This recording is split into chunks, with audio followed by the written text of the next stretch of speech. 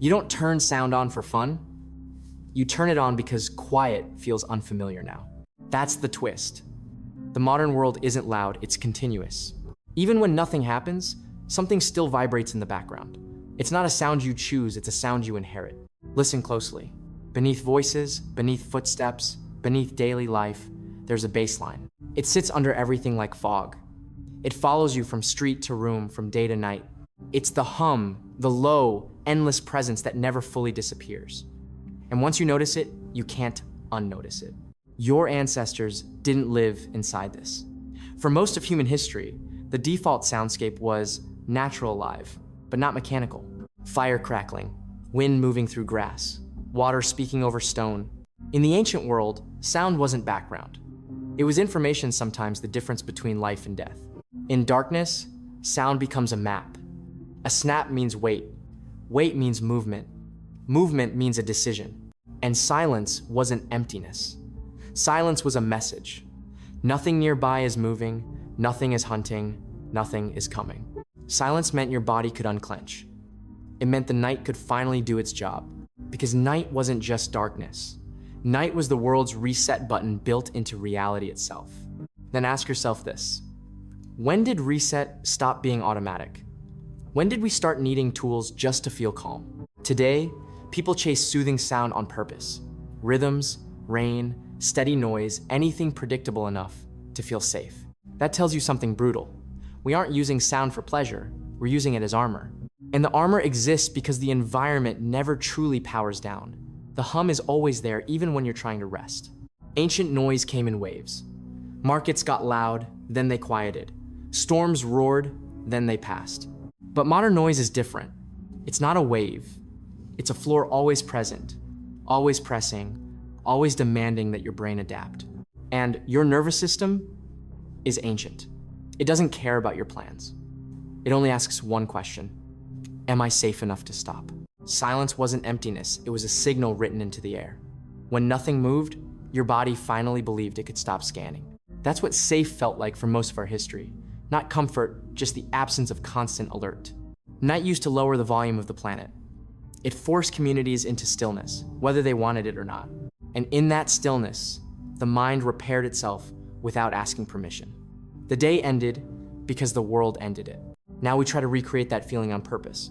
We manufacture calm, like it's a medicine we ration. People chase predictable rhythms because unpredictability is exhausting. The brain loves patterns when it can't find silence. We tell ourselves it's just background. But the body hears background as environment, and environment shapes mood. Relief today often looks like closing your eyes and hoping nothing interrupts you.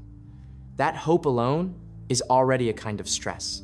When you need a ritual just to feel quiet, it means quiet isn't normal anymore. It means the baseline has shifted. And here's the pivot. Ancient noise came in waves.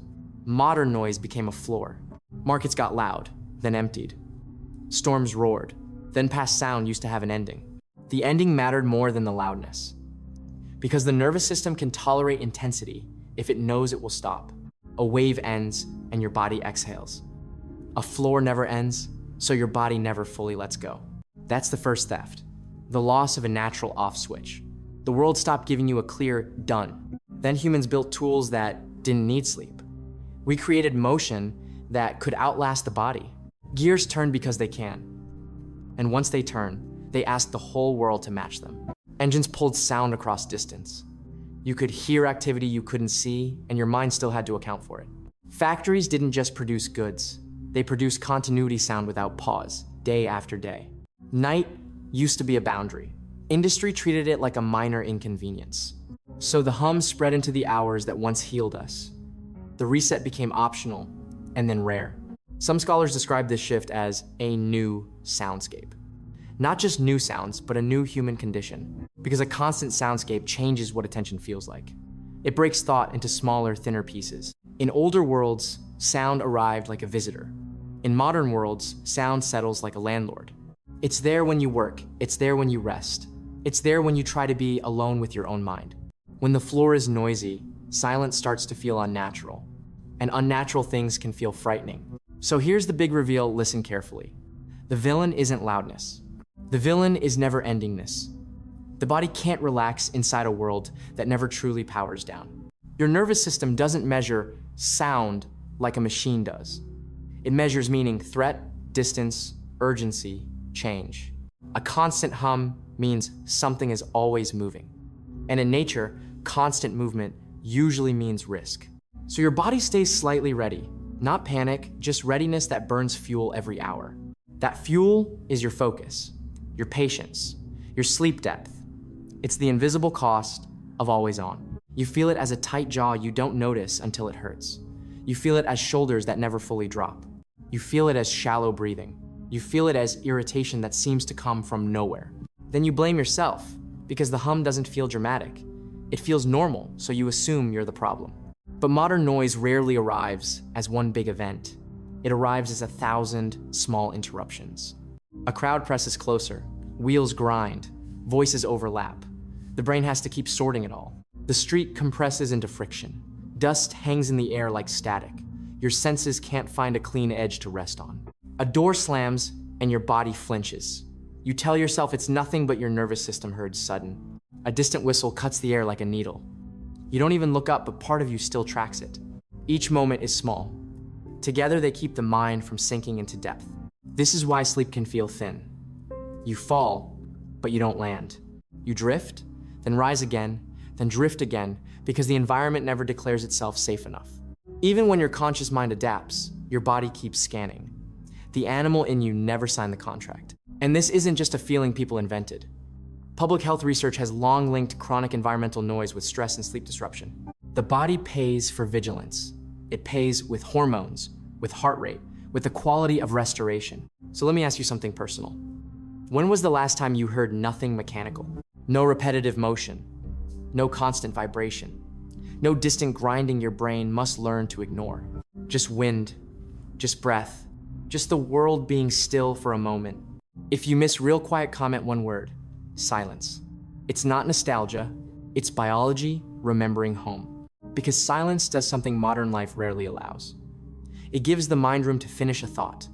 In silence, thoughts get long. Not loud or longer, like a river finally finding its bed. In silence, stories form without being cut into fragments. Meaning needs uninterrupted time to settle. In silence, grief finishes its sentence. Without interruption, emotions can complete their shape. Silence isn't empty, it's a workshop. It's where the mind repairs what the day broke. To be fair, we gained a lot.